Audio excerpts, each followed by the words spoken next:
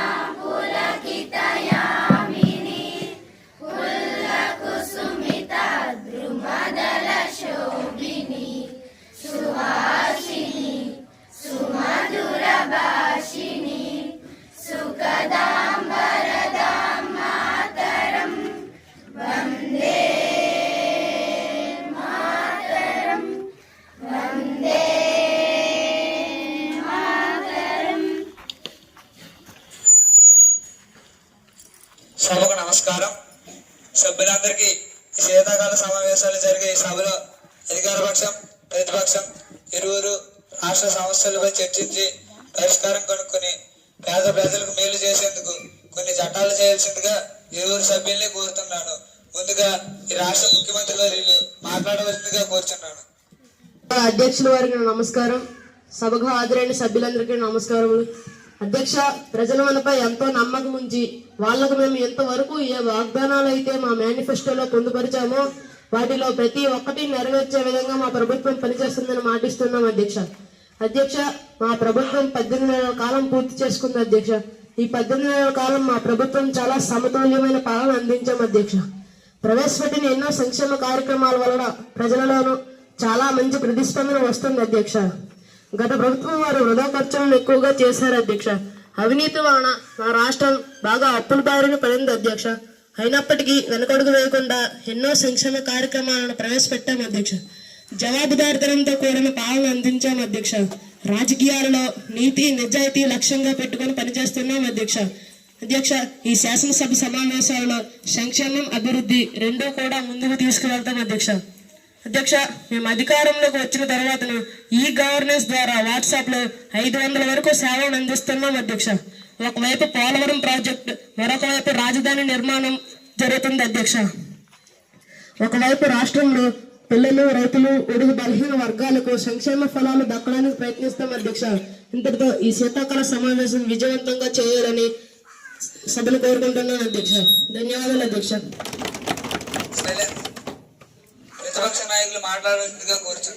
వారికి నమస్కారం. సభకు నమస్కారం. 2019 నుండి మా ప్రభుత్వం అధికారంలోకి వచ్చినప్పటి నుండి ఒకవైపు ఒకవైపు లోటు బడ్జెట్లో ఉన్నప్పటికీ ఇంకోవైపు కోవిడ్ మహమ్మారి, ఈ రెండు విషయాల వలన మన రాష్ట్రం చాలా ఆర్థిక సమస్యల్లో ఉన్నప్పటికీ మా మేనిఫెస్టోలో పొందుపరిచిన పథకాలన్నీ 99% మేము అమలుపరిచినందుకు మేము చాలా గర్వపడుతున్నాం అధ్యక్ష. కానీ ఇప్పుడు మీరు చెప్పే సూపర్ 6 పథకంలో మీరు తడబడుతున్నారు అధ్యక్ష. నిరుద్యోగుల సమస్యలు అధికంగా ఉన్నాయి. మహిళలు, వృద్ధులు, యువత చాలా కష్టాలను ఎదుర్కొంటున్నారు.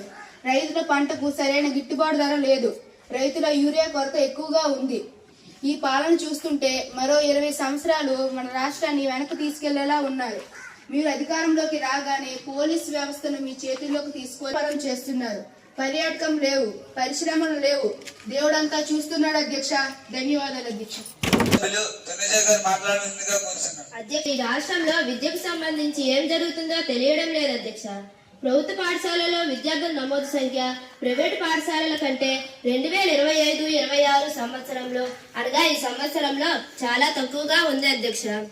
గడిచిన మా 5 సంవత్సరాల పాలనా కాలంలో నాడు నేడు అని మంచి పథకాన్ని అమలు చేసి పాఠశాలకు అవసరమైన అవస్థాపన సౌకర్యాలు కల్పించాము అధ్యక్ష. మేము అమలు చేసిన నాడు నేడు పథకం వలన మన రాష్ట్రంలోని పాఠశాలల యొక్క రూపురేఖలు పూర్తిగా మారిపోయాయి అధ్యక్ష.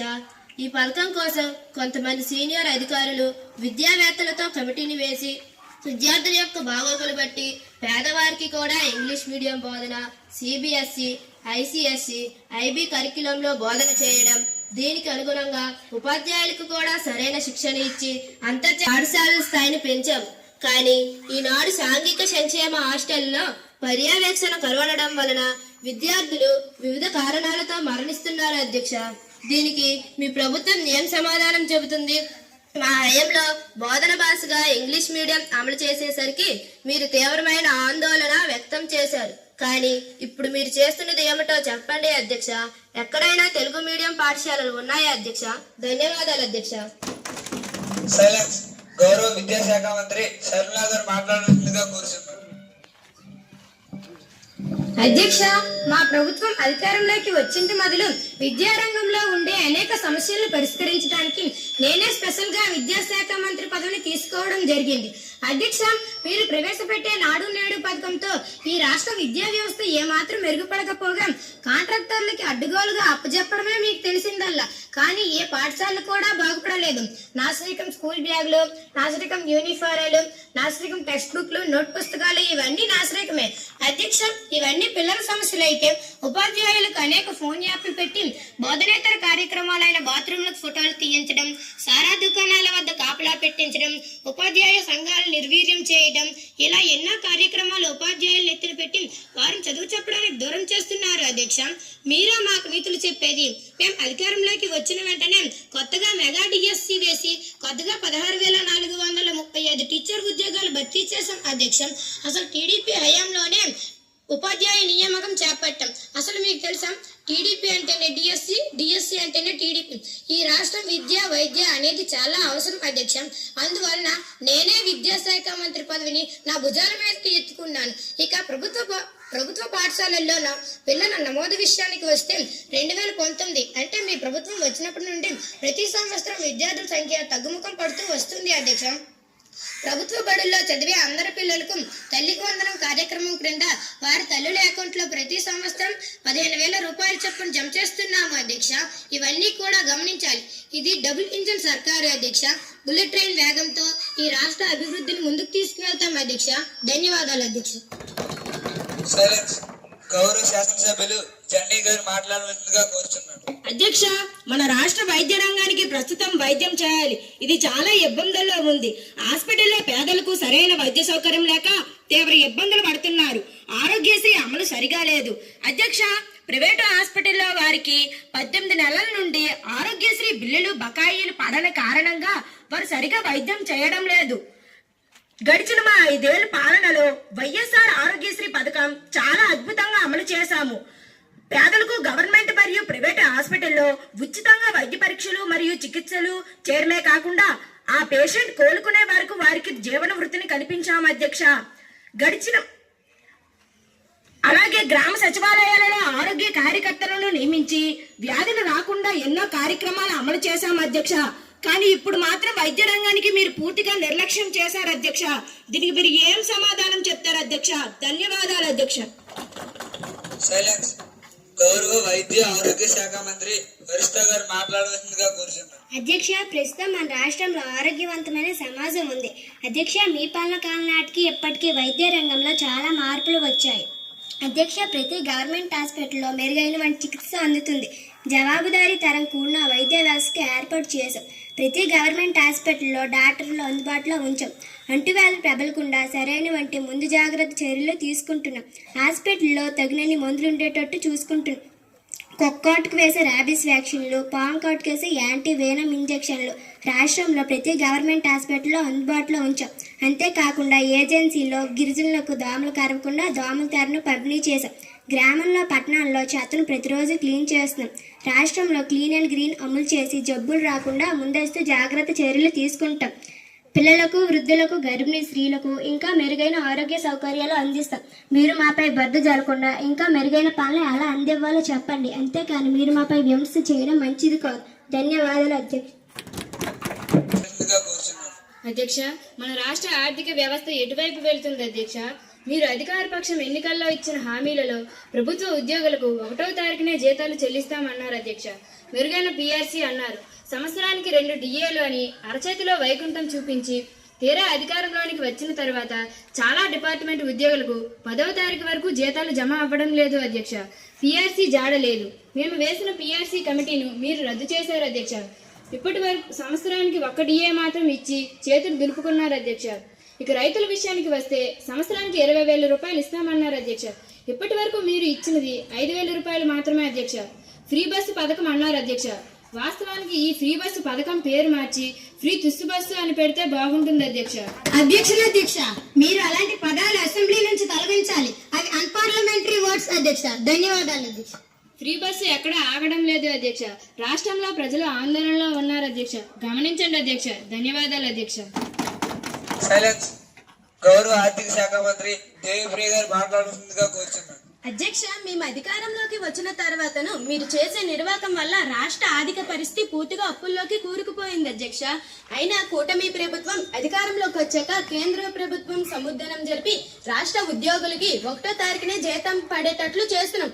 ఏదో 1-2 డిపార్ట్మెంట్ టెక్నికల్ సమస్యల వల్ల రాష్ట్ర ఉద్యోగులకి 2-3 రోజులు ఆలస్యం అయితే జరగవచ్చు. కానీ అందరికి 1వ తారీఖునే జీతం పడేటట్లు చేస్తున్నాం అధ్యక్ష. ఇక రాష్ట్రంలో పథకాల విషయంలోకి వస్తే రాష్ట్ర మన ముఖ్యమంత్రి గారి దేశ నిర్దేశంతో ప్రతి ఇంటికి సంవత్సరానికి 3 గ్యాస్ సిలిండర్లు ఉచితంగా ఇస్తున్నాం. మహిళలకు ఆర్టీసీ బస్ ఉచితంగా ప్రయాణం కల్పిస్తున్నాం. ఇక ఈ పథకాల వల్ల రాష్ట్ర మన ముఖ్యమంత్రి గారి కల్పిస్తున్నాం. ఈ పథకాల వల్ల రాష్ట్ర ప్రభుత్వం ఆదాయానికి గండి పడుతున్నప్పటికీ చిత్తశుద్ధితో ఈ పథకాలు అమలు చేస్తున్నాం. అన్నం పెట్టే రైతుకు ఏటా 20,000 రూపాయలు అందిస్తున్నాం. స్కూల్కి వెళ్లే ప్రతి పిల్లవాళ్ళకు 15,000 రూపాయలు అందిస్తున్నాం. ఈ పథకాలు ఈ సంవత్సరం అమలు చేస్తామని నిర్మూలంగా తెలియజేసుకుంటున్నాను అధ్యక్ష. ధన్యవాదాలు అధ్యక్ష.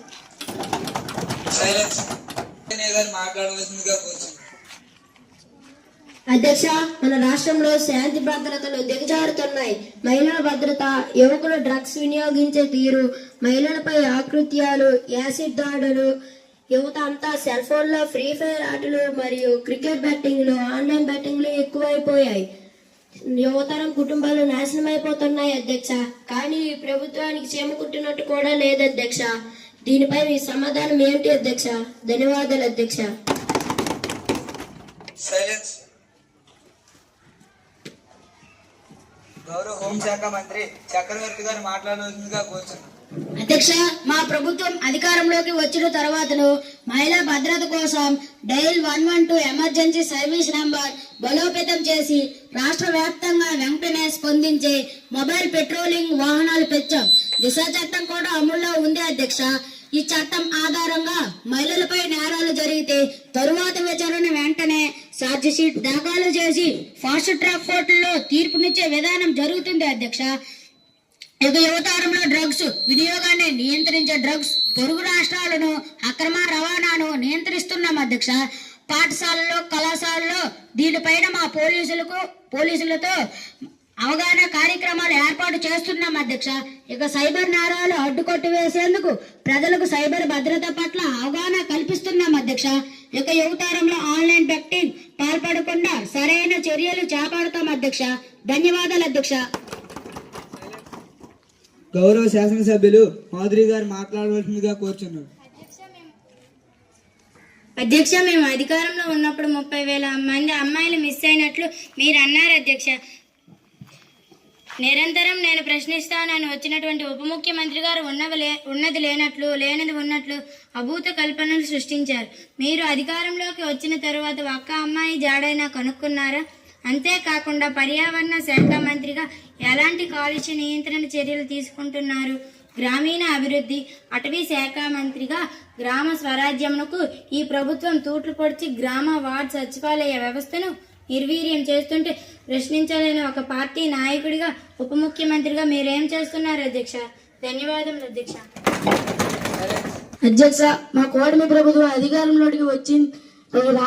అధ్యక్ష, మా కూటమి ప్రభుత్వం అధికారంలోకి ఈ రాష్ట్రానికి వచ్చింది మొదలు ఈ రాష్ట్రంలో విజిల్ బ్లోయర్ గా పనిచేస్తున్నాను అధ్యక్ష.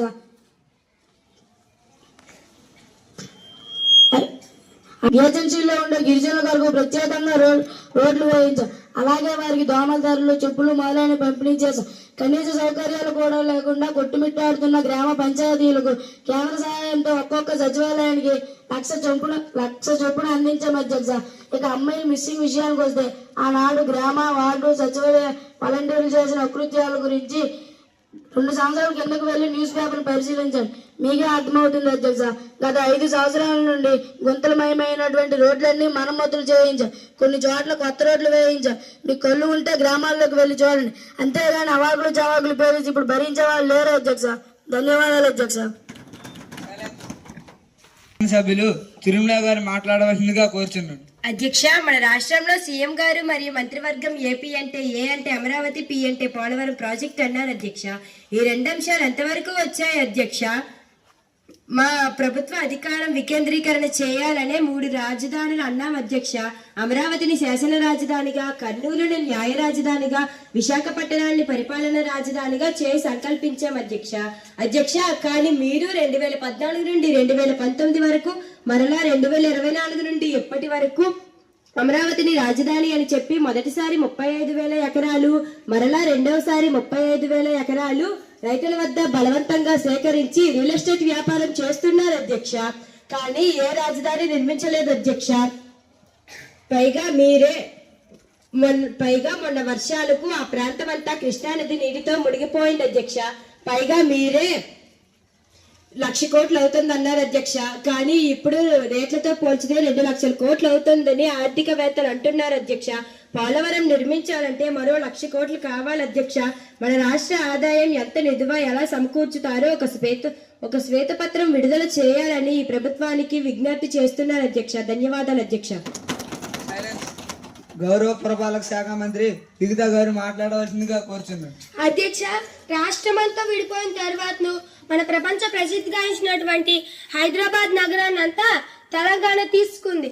అందుకని మళ్ళీ అటువంటి రాజధాని నగరాలు విజయవాడ, గుంటూరు, అమరావతి వంటి జంట పట్టణాలు మధ్యలి రాజధాని నిర్మిస్తే భవిష్యత్తులో రాజధాని చుట్టుపక్కల విజయవాడ, గుంటూరు, అమరావతి వంటి పట్టణాలు మహానగరంగా ఏర్పడుతుందని మన విజనరీ సీఎం గారి ఆలోచన మేరకు నిర్మిస్తున్నాం. ఈ ఆంధ్ర శాత వాహనాల పాలన కాలం నుంచి ధర్మానికి, న్యాయానికి కలిసినటువంటి ప్రాంతం. ఆ ప్రాంతంలో రైతులు కూడా మాకు భూమిని స్వచ్ఛదనంగా ఇచ్చారు అధ్యక్ష. 2029 సంవత్సరానికల్లా మౌలిక వస్తువులన్నీ కల్పిస్తాం. ధన్యవాదాలు అధ్యక్ష. గౌరవ శాసనసభ్యులు జ్యోతి ప్రకాష్ గారు మాట్లాడవలసిందిగా కోరుచున్నాను. అధ్యక్ష, మన రాష్ట్రంలో మొన్ననే ముంతా తుఫాను వచ్చింది. దీనివల్ల వరి, పొగాకు, పత్తి, ఐటీ మొదలుగు పండించే రైతులు చాలా నష్టపోయారు అధ్యక్ష. ఇంతకుముందు మా ప్రభుత్వంలో అయితే వారి పంటలకు ఇన్సూరెన్స్ కట్టే బాధ్యత ప్రభుత్వమే నిర్వహించింది. కానీ ఈనాడు అలాంటి ఇన్సూరెన్స్ ఏవి మీరు చెల్లించక ప్రభుత్వం వారు కూడా ఏమీ నష్టపరిహారం ఇవ్వలేదు.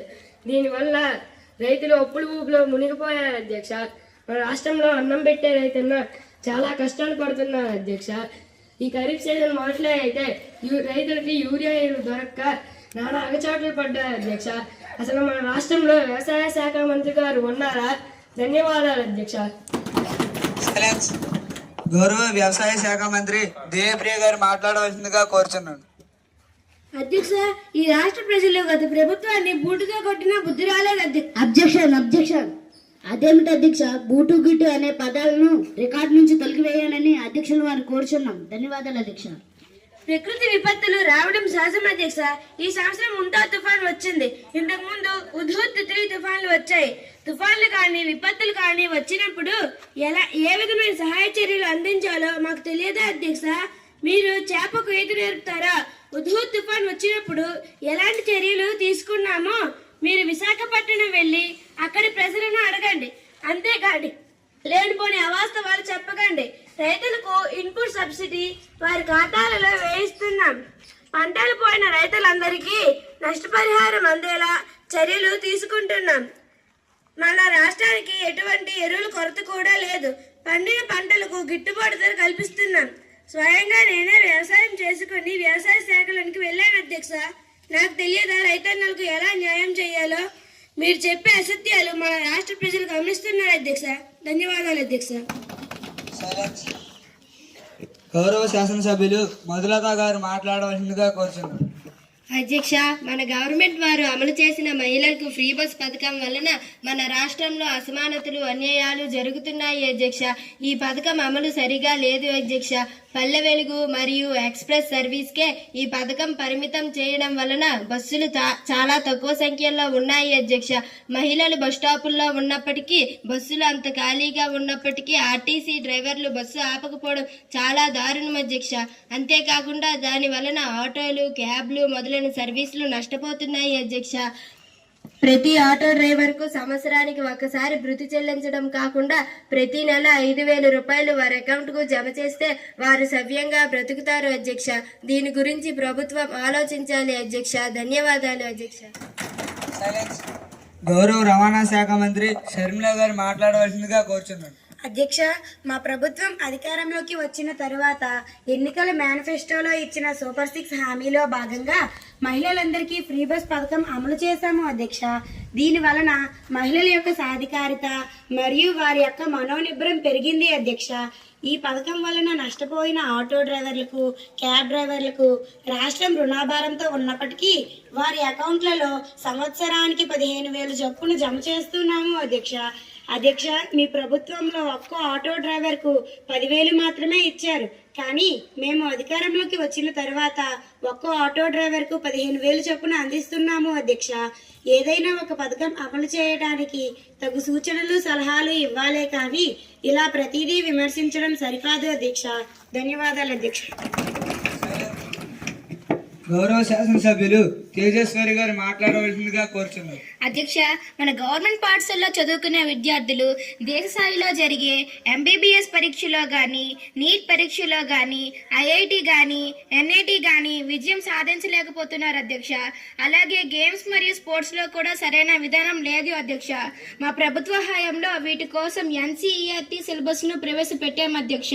దీనివలన ఎంతో మంది విద్యార్థులు ఆటల్లో మంచి ప్రతిభ గెలిచిన వారిని పాఠశాల స్థాయి, మండల స్థాయి, నియోజకవర్గ స్థాయి, జిల్లా స్థాయి, రాష్ట్ర స్థాయి ఇలా మౌలిక లాంటి విద్యార్థులను మట్టిలోని మాణిక్యంలా గుర్తించాం అధ్యక్ష. కానీ ఇప్పుడు ఈ ప్రభుత్వం వారికి ఏ శిక్షణ కార్యక్రమాలు లేక నిధుల కొరకతో అల్లాడిపోతున్నాయి అధ్యక్ష. దీనికి మీ ప్రభుత్వం ఏం సమాధానం చెబుతుంది? ధన్యవాదములు అధ్యక్ష.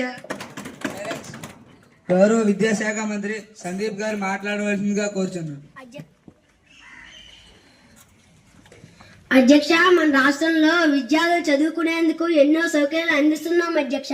సాంఘిక సంక్షేమ హాస్టల్లో కొందరు ప్రత్యేక నైపుణ్య గల విద్యార్థులచే వివిధ జాతీయ స్థాయి పోటీల పరీక్షలకు శిక్షణ ఇస్తున్నాం. అలాగే UPSC Group 1, Group 2, Group 3, Group 4 ఉద్యోగ పరీక్షలకు ప్రత్యేక స్టడీ సర్కిల్ ఏర్పాటు చేసి ఎంతో మంది ఉద్యోగస్తులు ఎంపికయ్యేటట్లు చర్యలు తీసుకున్నాం. క్రీడలకు కూడా ప్రోత్సాహం ఇచ్చి ప్రభుత్వ పాఠశాలల్లో తప్పనిసరిగా ఒక యోగా ఉపాధ్యాయుని నియమించి విద్యార్థులు తగు ఆటల్లో శిక్షణ ఇస్తున్నాం.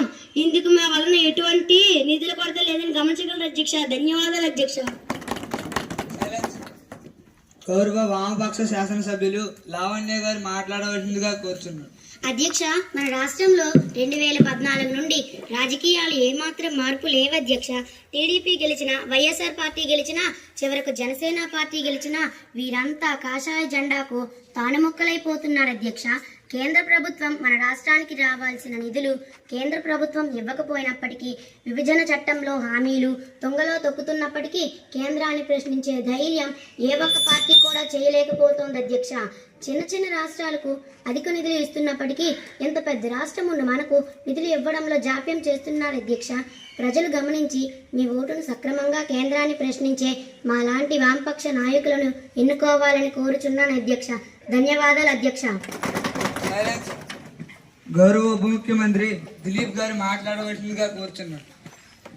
అధ్యక్ష, గౌరవ వామపక్ష శాసనసభ్యులు అడిగినట్లు ఇక్కడ ఎవరికి బానిసలు కాదు అధ్యక్ష.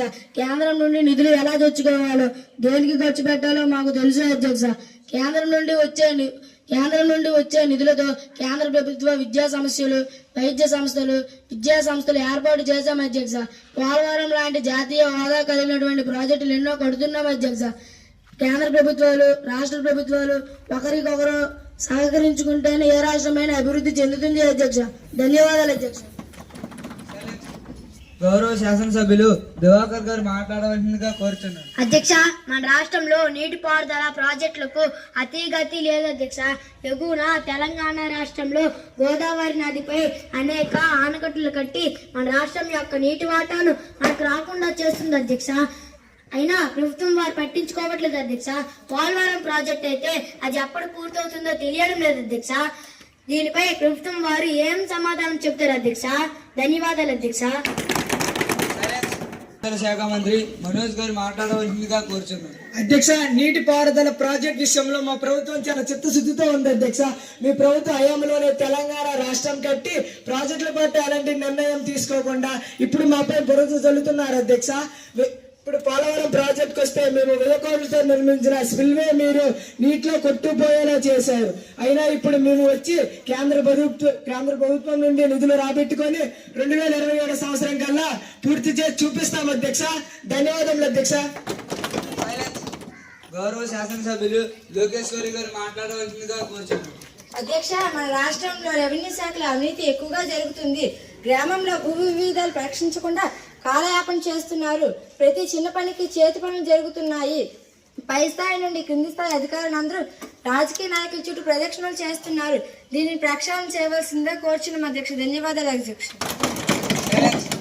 గౌరవ రెవెన్యూ శాఖ మంత్రి భార్గవి గారు మాట్లాడవలసిందిగా కోరుచున్నారు. అధ్యక్ష, మా శాఖలో మధ్యకాలం నుండి అవినీతి జరుగుతుందని, ఇంతకు ముందు ఇది లేనట్టు ప్రతిపక్షాల వారు ఆరోపించడం హాస్యాస్పదంగా ఉంది. పాలకులు అవినీతి పరులైతే అధికారులు కూడా అవినీతి పరులు అవుతారు. మీ పాలనలో అవినీతి ఉండేదని, ఇప్పుడు కూడా ఉందని మీరు చెబుతున్నారు. మన రాష్ట్ర ముఖ్యమంత్రి చర్యలు చెప్పినట్లు ఎవరైనా అవినీతి చేస్తే వారికి కఠిన శిక్షలు ఉంటాయి అధ్యక్ష. తీవ్రమైన ప్రకృతి విపత్తులు వచ్చినప్పుడు, ఎన్నికల సమయంలో, యుద్ధం సమయంలో రెవెన్యూ శాఖ వారి భూకృతిగా కారణంగా నష్టదాతం తక్కువగా ఉంటుంది. వారు రాత్రనక పగలనక కష్టపడతారు. ఎవరో అధికారి అవినీతి చేశాడని మొత్తం శాఖ తప్పుపట్టరాదు. ప్రతిపక్షం వారు ఇప్పటికైనా మంచిగా మారండి. ధన్యవాదాలు అధ్యక్ష. గౌరవ శాసనసభ్యులు ఆనంద్ గారు మాట్లాడవలసిందిగా కోరుచున్నారు. అధ్యక్ష, మన రాష్ట్రంలో ఏం జరుగుతుందో అర్థం కావడం లేదు అధ్యక్ష. మేము అధికారంలో ఉన్నప్పుడైతే వరదలు గాని, తుఫాన్లు గాని వచ్చినప్పుడు ముందుగానే హెచ్చరికలు జారీ చేసేవాళ్ళం అధ్యక్ష. కానీ ఈ ప్రభుత్వం అయితే వరదలు వచ్చినప్పుడు అసలు స్పందించడం లేదు అధ్యక్ష. మేము అధికారంలో ఉన్నప్పుడైతే రైతులకు రైతు భరోసా అనే పథకం ప్రవేశపెట్టాం. కానీ వీళ్ళు రైతు భరోసా ఇవ్వకపోగా రైతులు నష్టాల గొలుగులోకి తోసేస్తున్నారు అధ్యక్ష. దీన్ని మేము ఖండిస్తున్నాం అధ్యక్ష. ధన్యవాదాలు అధ్యక్ష. గౌరవ ప్రకృతి విపత్తు శాఖ మంత్రి శ్రీదేవి గారు మాట్లాడవలసిందిగా కోరుచున్నారు. అధ్యక్ష, అలాంటిది ఏమీ లేదు అధ్యక్ష. వారు చెప్తున్నవన్నీ నిజాలు కాదు అధ్యక్ష. అందులో కొన్ని అబద్ధాలు ఉన్నాయి అధ్యక్ష. మేము కూడా రైతులకు గాని, ప్రజలకు గాని వరదలు వస్తున్నప్పుడు గాని ముందే హెచ్చరికలు జారీ చేసేవాళ్ళం అధ్యక్ష. వారిలాగే మేము కూడా రైతు భరోసా ఇస్తున్నాం అధ్యక్ష. కానీ కొన్ని చేయలేకపోతున్నాం అధ్యక్ష. ఎందుకంటే కిందటి ప్రభుత్వం చేసిన అప్పులు తీర్చడానికి రాబడి సరిపోవడం లేదు అధ్యక్ష. మాకు కొంత సమయం ఇవ్వండి అధ్యక్ష. మేము కూడా మా హామీలను తీర్చి చూపిస్తాం అధ్యక్ష. ధన్యవాదాలు అధ్యక్ష. గౌరవ శాసనసభ్యులు జయసుధా గారు మాట్లాడవలసిందిగా కోరుచున్నాను. అధ్యక్ష, మా జిల్లాలో మఠం గ్రామం వద్ద కాగితం పశ్చిమ మరియు పైడి భీమవరం వద్ద అనేక మందులు తయారు పరిశ్రమ వలన మన జిల్లా కాలుష్యం బారిన పడి అనేక మంది క్యాన్సర్ మరియు ఊపిరితిత్తుల వ్యాధులతో మరణిస్తున్నారు అధ్యక్ష. అంతేకాకుండా అనేక ధర్మం విద్యుత్ ప్రాజెక్టులు మన జిల్లాలో పెడతామంటున్నారు అధ్యక్ష. ఎలాంటి కాలుష్యం కలిగించిన పరిశ్రమలు మన జిల్లాలో పెడతామని కోరుకుంటున్నాను అధ్యక్ష. ధన్యవాదాలు అధ్యక్ష. గౌరవ విద్యుత్ శాఖ మంత్రి గాయత్రి గారు మాట్లాడవలసిందిగా అధ్యక్ష, మా ప్రభుత్వం వచ్చిన తర్వాత మన రాష్ట్రం పారిశ్రామికంగా అభివృద్ధి చెందాలని విశాఖపట్నంలోని పెట్టుబడిదారు CII సదస్సు ఏర్పాటు చేసి అనేక వేల కోట్ల పెట్టుబడులు మన రాష్ట్రానికి తెప్పించాం అధ్యక్ష. ఇక మడపం పేపర్ మిల్ విషయానికి వస్తే భవిష్యత్తులో విద్యుత్ అవసరాలు తగ్గట్టుగా ఎక్కడో ఒక దగ్గర థర్మల్ విద్యుత్ ప్రాజెక్ట్ కట్టాలి కదా అధ్యక్ష. ఇంకా కాలుష్యం కానీ సౌర విద్యుత్ వైపు అడుగులు వేస్తామని కోరుకుంటున్నాను అధ్యక్ష. ధన్యవాదాలు అధ్యక్ష. ఇంతటితో ఈ శీతాకాల సమావేశాన్ని ముగిస్తున్నాను.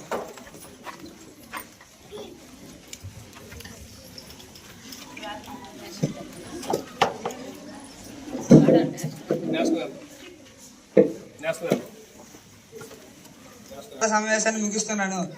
ఆ నేషనల్ యాంథమ్ జనగణ మనని ఒకసారి పాడుకుని వెళ్ళు.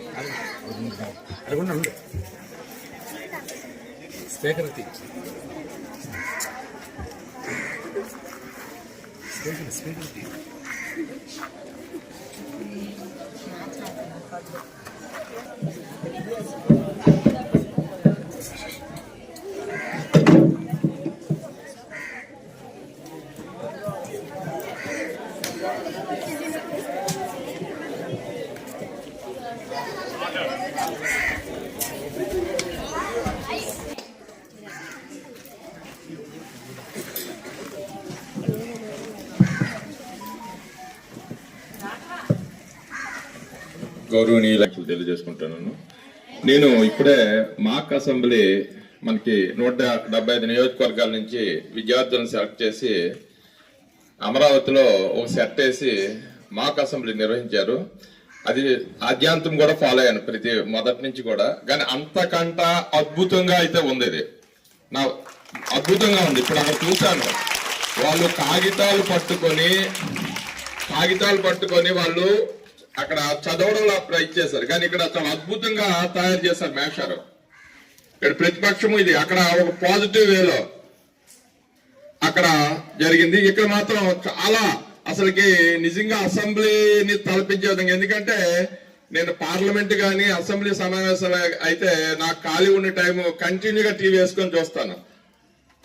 కాబట్టి నేను ఆ ఎక్స్పీరియన్స్ తో చెప్తాను, చాలా అద్భుతంగా. అందు గురించే నాకు మైక్ తీసుకొని మరి ఏదో మాట్లాడాలని కోరిక కాదు, మైక్ తీసుకొని అభినందించకపోతే నేను తప్పు చేస్తున్నాను అవుతానేమో. ఎందుకంటే ఇప్పుడు మాకు అసెంబ్లీ చూశాను, వాళ్ళు 175 నియోజకవర్గాల నుంచి కొన్ని కోట్ల రూపాయలు సెట్ వేసి అక్కడ చేసింది దీనికంటే చాలా అద్భుతంగా అయితే మాత్రం చెప్పారు. నేను ఎందుకంటే ఆద్యాంతం కూడా నేను అబ్జర్వ్ చేశాను, చాలా బాగా చెప్పారు. కాబట్టి ఈ కృషికి మీకు అలాగే ఈ తయారు చేసిన ఉపాధ్యాయ బృందానికి అనుమతినిచ్చిన హెచ్ఎం గారు అందరూ కూడా హృదయపూర్వక ధన్యవాదాలు తెలియజేసుకుంటున్నాను. Thank you madam.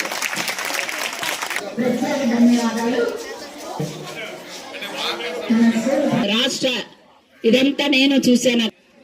సమన్వయం చేసి సంధించి చాలా చాలా చాలా బాగా చేశారు. ప్రెసెన్స్ ఇంకా జవాబులు అందించినటువంటి లక్ష్మణ్ సార్, ఈ స్పీకర్ సార్ చాలా